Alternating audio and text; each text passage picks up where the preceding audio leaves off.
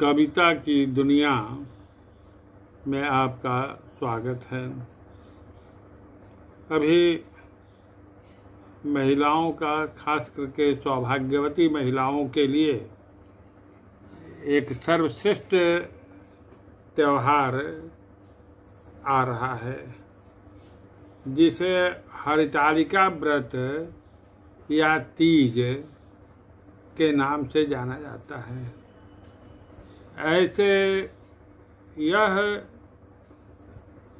भाद्रपद, जिसे भादो महीना कहते हैं, इसके शुक्ल पक्ष के तृतीया के दिन होता है।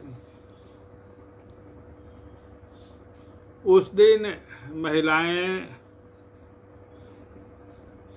दिन रात व्रत उपवास करती हैं, श्रद्धा से शिव पार्वती की पूजा करती हैं और अपना अचल सौभाग्य और पुत्र की कामना करती हैं, जिससे उनका सुखी दाम्पत्य जीवन रहे और पुत्रवती हो।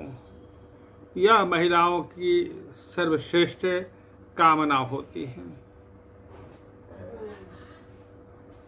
मैं इन व्रत त्योहारों के संदर्भ में एक बात स्पष्ट करना चाहता हूं कि पूर्व में हमारे ऋषि केवल वैदिक आध्यात्म विद्या का ही अनुसरण करते थे। वे उसी का प्रचार करते थे, वे उसी की साधना करते थे और उनका एकमात्र लक्ष्य होता था, जो सर्वाधार, सर्वश्रेष्ठ, सबके पति परमात्मा है, उनका साक्षात्कार करना, उनके साथ युक्त होना। उसी परमात्मा को, चूंकि वह सबसे परम कल्याणकारी हैं, इसलिए वेद में उनके लिए शिव शब्द भी आया है। शिव का सामान्य अर्थ ही होता है परम कल्याणकारी।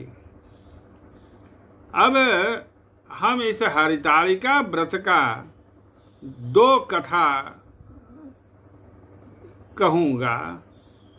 एक कथा तो मैं आज ही कह देता हूँ, जो आध्यात्मिक पहलू को लेकर के है।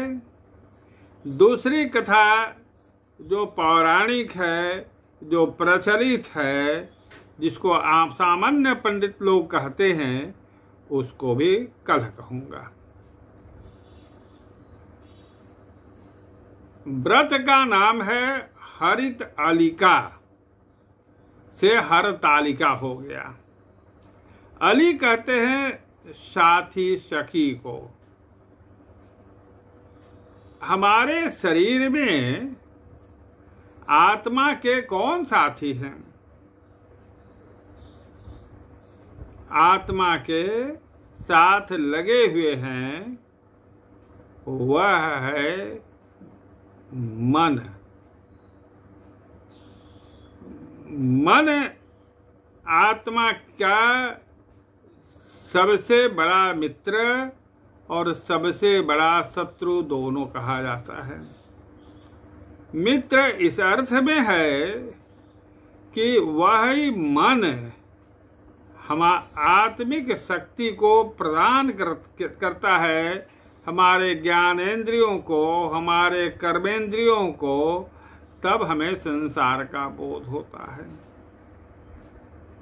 आध्यात्म में इसको बाधक कहा गया है। इसलिए इस मन को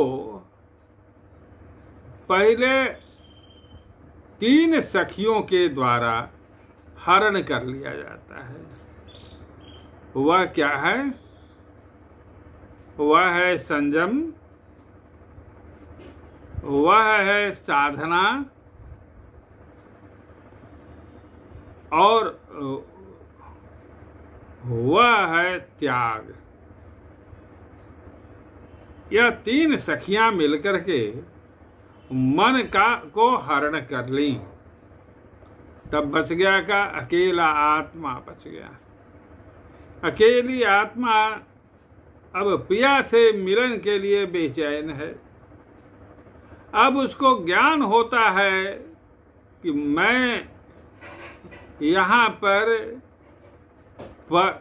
घर में आ गया हूँ। मेरा घर तो त्रिपाद ऊर्ध्व में है, मुक्ति धाम में है। मैं उस परमात्मा जो मेरे पति हैं, मैं उनके साथ रहती थी। वहां से अपने अज्ञान के चलते मैं नीचे आ गई और यहाँ शरीर में बद्ध हो करके कर्म फल भोगने के लिए न जाने कितने शरीर हम धारण करते आए हैं, और पिया से मेरा विछुड़न हो चुका है। अब वह विरह जग जाता है, जिस विरह के चलते वह बेचैन थी। अब वह पिया से मिलन के लिए साधना रत रहती है। प्रकृति से त्याग हो चुका है। मन अब इंद्रियों को प्रेरित नहीं करती हैं, उसको लोग हरण कर लिए हैं। मन के रहने पर ही हमें सुख दुख शीत ताप यह सब अनुभूति होता है। अब तो आत्मा को न तो सांप काट सकता है, न बाघ खा सकता है, न उसको पानी सुखा भिंजा सकता है, न वायु सुखा सकता है। वह तो एकदम अहर्निश सब प्राकृतिक जितने प्रकोप हैं, उन प्रकोपों का उस पर कुछ भी प्रभाव नहीं पड़ता है। वह तो एकमात्र अपने पति जो परम कल्याणकारी शिव हैं, उनसे मिलने के लिए छटपटा रही है, मिलने के लिए बेचैन है। और जब उसकी बेचैनी चरम सीमा पर हो जाती है, तो शिव उसके सामने प्रकट हो जाते हैं और शिव उसे अपना लेते हैं। शिव उसे अपना लेते हैं। अब वह वास्तविक में सधवा हो जाती है। अब तक वह सधवा रहने पर भी पति के सुख का वह अनुभव नहीं कर रही थी। अब पति के स्पर्श मात्र से, गीता इसी बात को कहता है, सुखेन ब्रह्म संस्पर्शम अत्यंतम सुखमश्नुते। अब वह इतना सौभाग्यशाली हो गई है वह आत्मा कि अब उसको न विरह है न कुछ है। वह परम शांत हो गई है, परम शांत हो गई है। अब उसको पिया से मिलन हो गई है। आज यह जो उसका आध्यात्मिक पहलू था, उसको अभिव्यक्त करते हुए मैं उन महर्षियों को नमन कर रहा हूँ, जो महर्षि को यह ज्ञान हो चुका था कि कली काल में इस आध्यात्मिकता को बतलाने वाले लोगों का अभाव रहेगा।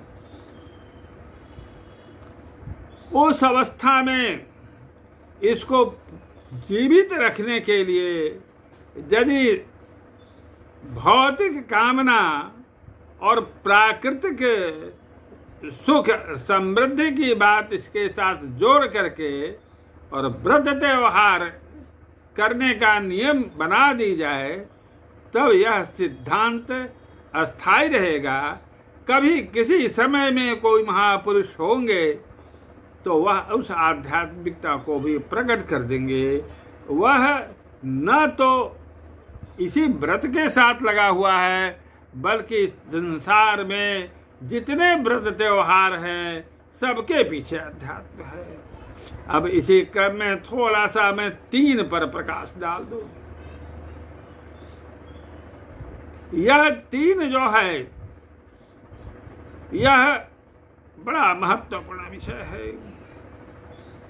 पहला तो यह प्रकृति जो है, यह त्रिगुणात्मिका है, सतोगुण रजोगुण तमोगुण से आवृत है, प्राकृतिक शरीर है, इसलिए हम इन तीनों गुणों से प्रभावित होते रहते हैं और पिया से मिलन के लिए त्रिगुणातीत बनने की आवश्यकता है। अब जब हम पिया से मिलन के लिए साधनारत होते हैं तो हमें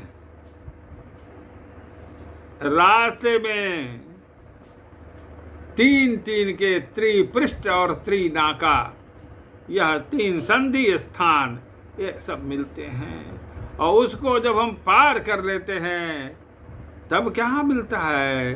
त्रिपाद ऊर्ध्व उदयित पुरुषः, वह तीन पाद परमात्मा का जो ऊपर की ओर है, जहाँ परमात्मा अपने दिव्य स्वरूप में दीप्यमान रहते हैं, उनका साक्षात्कार होता है। पुरुष सूक्त कहता है पादों से हा भवत्पुरा, उस परमात्मा का के व्याप्ति का 1/4 भाग नीचे है, जिसमें बार बार सृष्टि और प्रलय की क्रिया होती रहती है। परमात्मा यहाँ भी हैं, लेकिन वे प्रकृति में अपने को छिपाए रखते हैं, प्रकृति से आवृत रहते हैं, इसलिए यहाँ उनका साक्षात्कार करने के लिए साधना की आवश्यकता होती है। यहाँ जो है वह जब तीन अलिका मिल करके मन को अलग कर देवे तब बुद्धि निश्चेष हो जाती है, इंद्रियां कार्य नहीं करने लगती है, तब साधना की चरम सीमा पर पहुँचते हैं। इस तरीका से हमें लक्ष्य की प्राप्ति होती है। अब अगले ब्लॉग में हम जो इस हरि तालिका का ठीक इन्हीं सब संदर्भों को मिलाते हुए जो पौराणिक कथा प्रचलित है, इस पर ही प्रकाश डालूंगा। आप लोगों को कविता पाठक की दुनिया में उपस्थित होने के लिए बहुत बहुत धन्यवाद। बोलिए सद्गुरुदेव भगवान की जय।